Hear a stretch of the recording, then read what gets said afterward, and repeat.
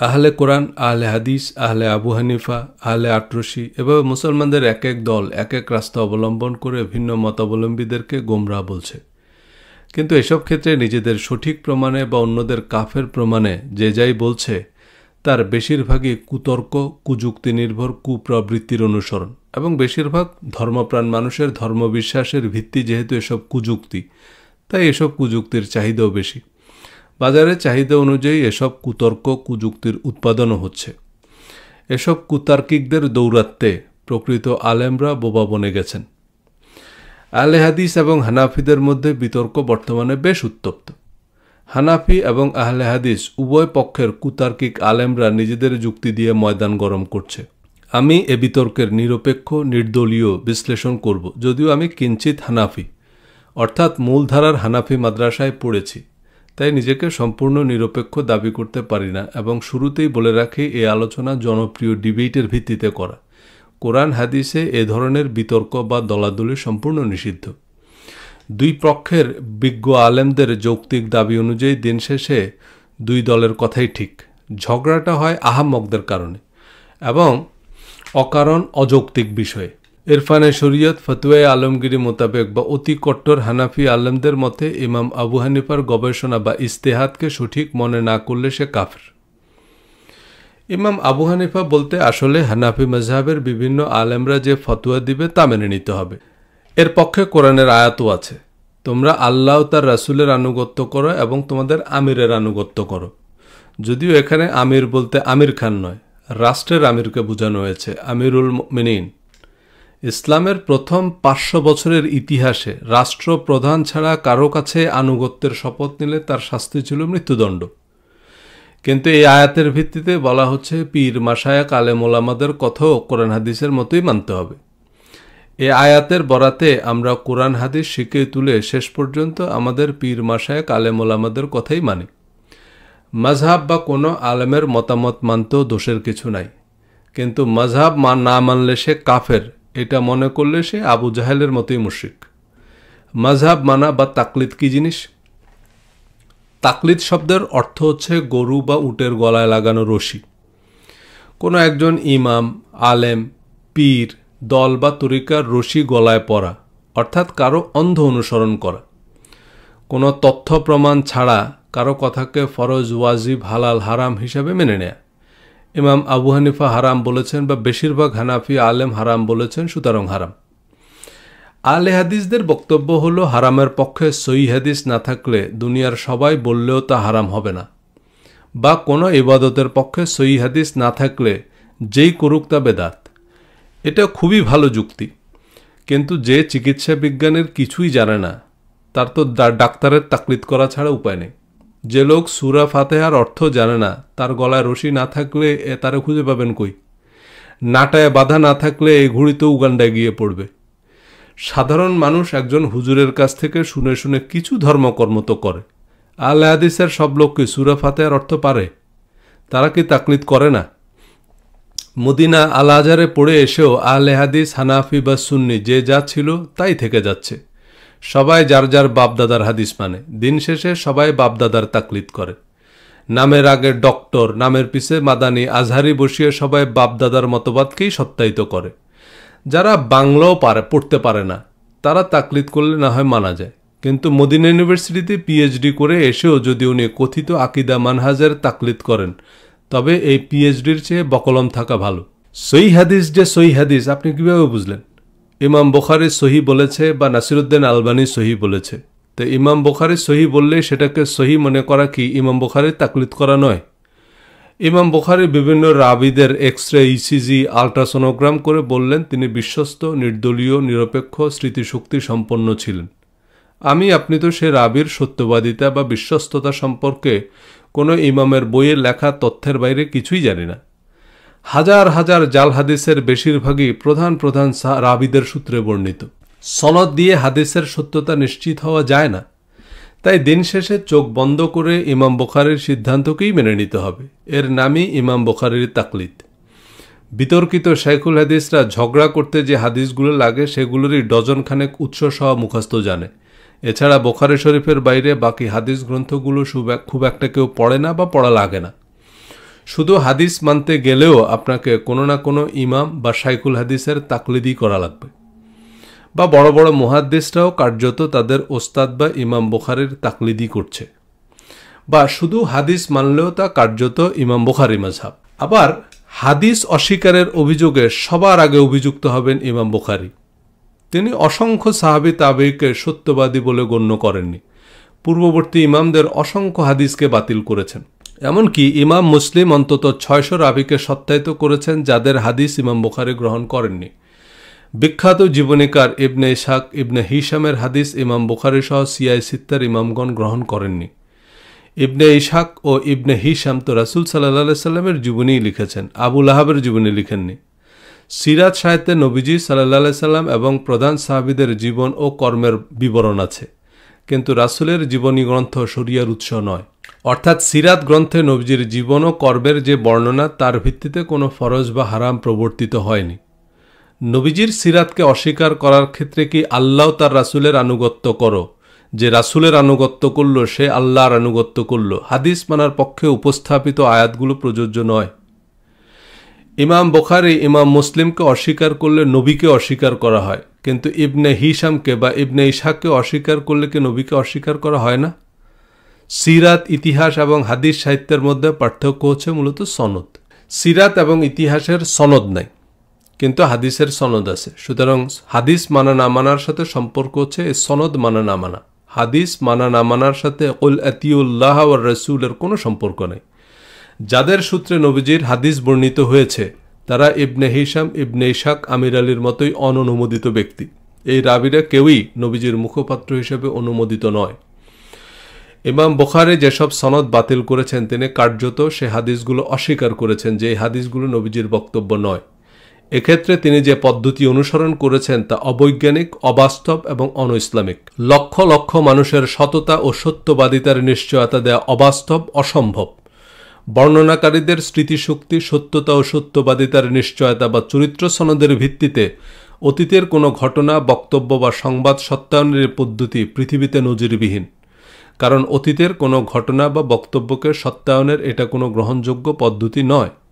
আর সনদ সত্যায়নের এই প্রক্রিয়ায় ইমাম মুহাদ্দিসরা অসংখ্য সাহাবী তাবেঈর চরিত্র হনন করেছেন। তিনি সত্যবাদিতার মানদণ্ডে উত্তীর্ণ হতে ব্যর্থ হয়েছেন। এসব তদ্ভব বাণী ভণিতার সোজা বাংলা অর্থ হচ্ছে তিনি মিথ্যুক। কোনো হাদিসকে জাল বলার অর্থ তিনি সে হাদিস অস্বীকার করছেন, তাই নয়। ফায়ারিং স্কোয়াডে গুলি করে এক লোকের মৃত্যুদণ্ডের রায় কার্যকরের সময় আর কোনো উপায় অন্ত না দেখে ওই লোক বলল, ভাই একটু আস্তে গুলি করেন। গুলি তো গুলি, আস্তে আর জোরে কি? মুনকারিনে হাদিসের সাথে তাখরিজের পার্থক্য হচ্ছে এই আস্তে গুলি করার মতো। ইমাম বুখারী হয়তো তার কিতাবকে চিরন্তন বলেননি, তিনি জেনারেল ইনফরমেশন হিসাবে নবীজির সাধারণ উপদেশগুলো সত্যায়নের চেষ্টা করেছেন। কিন্তু সমস্যা হচ্ছে আগুনের চেয়ে বসি গরম, বসির চেয়ে এলাকাবাসী গরম।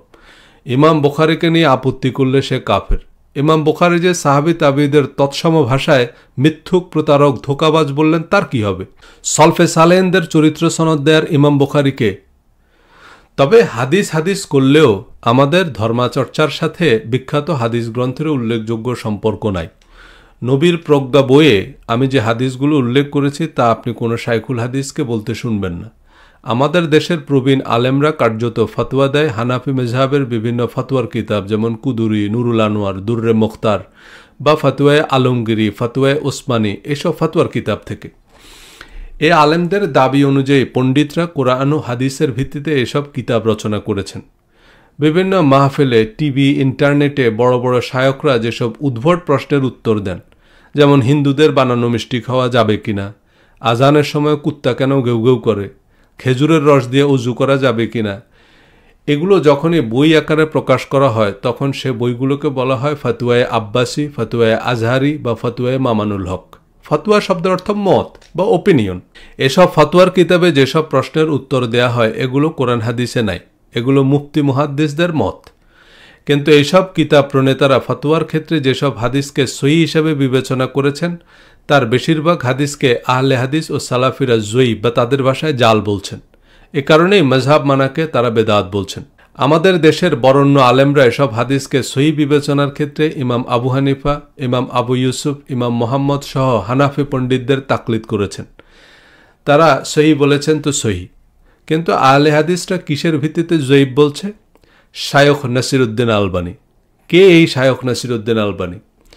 সালাফি আন্দোলনের প্রবর্তক নাসিরউদ্দিন আলবানী একজন আলবেনীয় সিরিয়ান, পেশায় একজন ঘড়ি মেরামতকারী এবং স্বশিক্ষিত। শায়খ আলবানী 1999 সালে ইন্তেকাল করেন। 1999 সালে আমি ঢাকা আলিয়া মাদ্রাসায় পড়ি, সেই অর্থে তিনি আমাদের সমসাময়িক কালের মানুষ। গুগল, উইকিপিডিয়া এবং সাধারণ সূত্র মতে নাসিরউদ্দিন আলবানী অত্যন্ত দরিদ্র পরিবারে জন্মেছেন। একসময় কাঠমিস্ত্রি এবং পরবর্তীতে ঘড়ি মেরামতের কাজ করেন। উল্লেখযোগ্য প্রাতিষ্ঠানিক শিক্ষার বিবরণ পাওয়া না গেলেও তিনি সিলসিলা আহাদিসুস সহিহা এবং সিলসিলা আহাদিসুস জুয়াফা নামে দুটি বিখ্যাত হাদিস গ্রন্থ সহ প্রায় 5 শতাধিক গ্রন্থ লিখেন, যেখানে তাহকিক ও তাখরিজ করে সহি জয়ীফ হাদিসগুলোকে আলাদা করেছেন। নাসিরউদ্দিন আলবানীর তাহকিক ও তাখরিজ অনুযায়ী বুখারী, মুসলিম সহ সিয়াহ সিত্তার অনেক সহি হাদিস বাতিলের তালিকায় পড়েছে। হানাফি আলেমদের মনসুখ বা বাতিলকৃত অনেক হাদিস তার সহি তালিকায় জায়গা পেয়েছে। 1000 বছর ধরে প্রতিষ্ঠিত সহি হাদিস জাল হয়ে গেল নাসিরউদ্দিন আলবানীর রায়ে, আর আমাদের নামাজ, রোজা, দোয়া, মোনাজাত সব বেদাত হয়ে গেল। আপনার হজ শুদ্ধ হচ্ছে কি? নবী সাল্লাল্লাহু আলাইহি সাল্লাম যেভাবে হজ করেছেন শিরোনামে নাসিরউদ্দিন আলবানী 2টি বই লিখেছেন। নবী সাল্লাল্লাহু আলাইহি সাল্লাম যেভাবে হজ করেছেন সেভাবে হজ করতে হলে আলবানী মাজহাবের কোনো শায়খের কোম্পানির মাধ্যমে হজে যেতে হবে। কিন্তু শেষ পর্যন্ত নবীজি সাল্লাল্লাহু আলাইহি সাল্লাম যেভাবে হজ করেছেন সেভাবে আপনি হজ করতে পারবেন না। নবীজি সাল্লাল্লাহু আলাইহি সাল্লাম উটের পিঠে চড়ে বাইতুল্লাহ তাওয়াফ করেছেন, আপনাকে উট নিয়ে সেখানে ঢুকতেই দিবে না। হজের প্রধান আনুষ্ঠানিকতা হচ্ছে আরাফাতের ময়দানে অবস্থান বা মুজদালিফায় রাত্রি যাপন। হজের দিন আরাফাতের ময়দানের পরিবর্তে বাইতুল্লায় বসে থাকলেও আপনার হজ হবে না। সুতরাং আপনাকে সবার আগে আরাফাত, মুজদালিফার সুনির্দিষ্ট ভৌগোলিক অবস্থান এবং সীমানা জানতে হবে। আরাফাতের ময়দান কত ডিগ্রি ল্যাটিটিউড এবং কত ডিগ্রি লঙ্গিটিউডে অবস্থিত, এটা কোন হাদিসে আছে? একজন মুসলিমকে পৃথিবীর সকল হাদিস গ্রন্থ ধরিয়ে দিলে তিনি কি হাদিসের বর্ণনার ভিত্তিতে আরাফাতের সীমানা নির্ধারণ করে দিতে পারবেন? আপনাকে হজের এহরাম বাঁধতে হবে ইয়ালামলাম পাহাড় থেকে। এই ইয়ালামলাম পাহাড়ের দাগ, খতিয়ান, মৌজা নম্বর কোন শরীফের কত নম্বর হাদিসে আছে জনাব? একজন আমাকে লালমাই পাহাড় দেখিয়ে যদি বলে এটাই ইয়ালামলাম পাহাড়, আমি কেমনে বুঝব? তার মানে আমরা হাদিস অনুযায়ী হজ করি না। ইসলাম প্রচারক ভাই, প্রথমে তাওহিদের দাওয়াত দিন। কবর ও মাজার সংলগ্ন মসজিদে সালাত আদায় সতর্ক হন। ওয়াহাবি মতবাদের ভিত্তিতে নাসিরউদ্দিন আলবানীর লেখা এই 2টি বই কথিত সহি আকিদার আন্দোলন এবং বেদাত বিরোধী যুদ্ধের ডাক।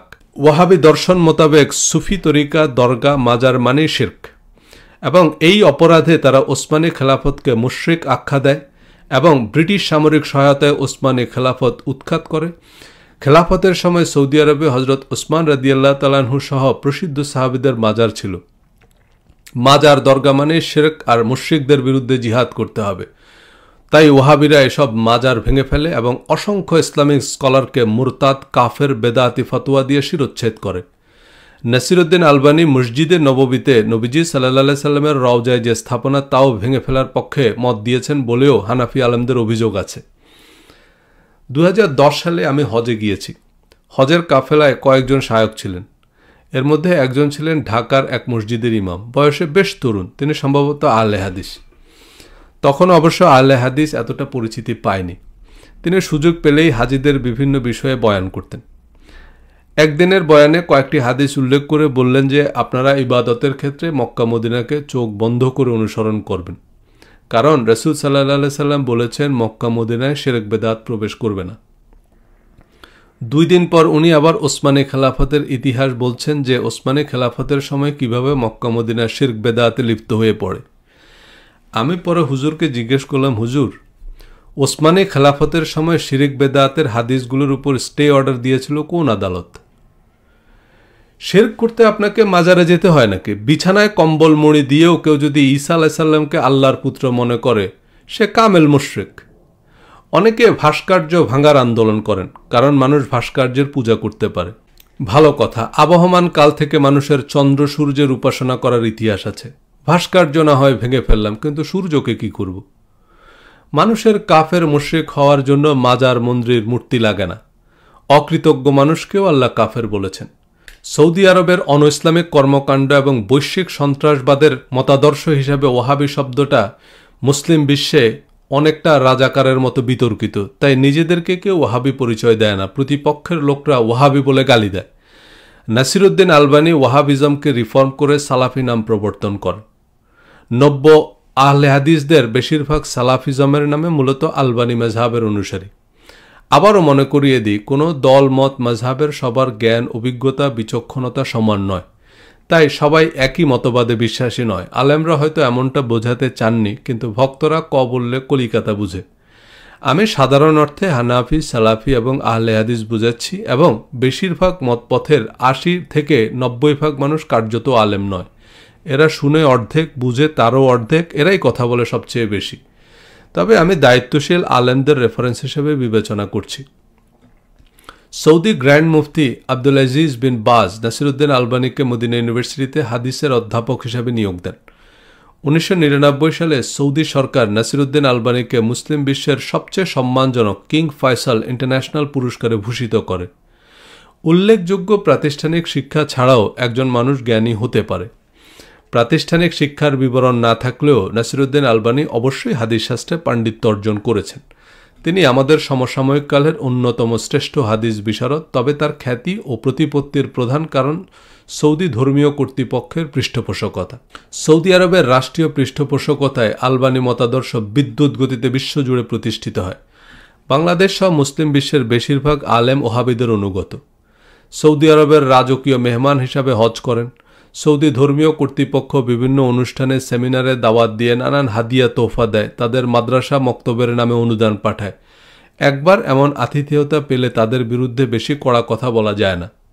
এটা সব দেশের সরকারই করে। আমেরিকান সরকারের বৃত্তি নিয়ে যারা আমেরিকায় পড়াশোনা করেন, ওয়াশিংটন ডিসির সেমিনারে কি নোট স্পিকার হিসাবে আমন্ত্রণ পান। তারা আমেরিকার সমালোচনা করলেও অ্যানেস্থেশিয়া দিয়ে জায়গাটা অবশ করে নেয়, যাতে আমেরিকানরা ব্যথা না পায়। নাসিরউদ্দিন আলবানী তাহকিক তাখরিজ করে হাদিসের নতুন তালিকা প্রণয়ন করেছেন। এগুলো হাদিসের বিজ্ঞান নাম দিলেও এগুলো ইজমা কিয়াসের আরেক রূপ। শায়খ নাসিরউদ্দিন আলবানীর হাদিসে পাণ্ডিত্য সম্পর্কে আমি জানি না, তবে মোহাম্মদ বিন সালমানের মতো ট্রিলিয়নিয়ারের নেক নজরে পড়লে আমিও ডিজিটাল মার্কেটিং কনসালটেন্ট থেকে রাতারাতি মুসলিম বিশ্বের ইমাম আজম বনে যাব। মদিনা ইউনিভার্সিটির শখানেক ছাত্র শিক্ষক আমার নামে হাদিস তাফসিরের কেতাব লিখবে। বড় বড় শায়খরা সহিহ সজল শরীফের রেফারেন্স দিয়ে ফাতুয়া দিবে। পিস টিভিতে সারাদিন ইমাম সজল রোশন হাফিজাহুল্লাহর মতামত বিশ্লেষণ করবেন ডক্টর জাকির নায়েক।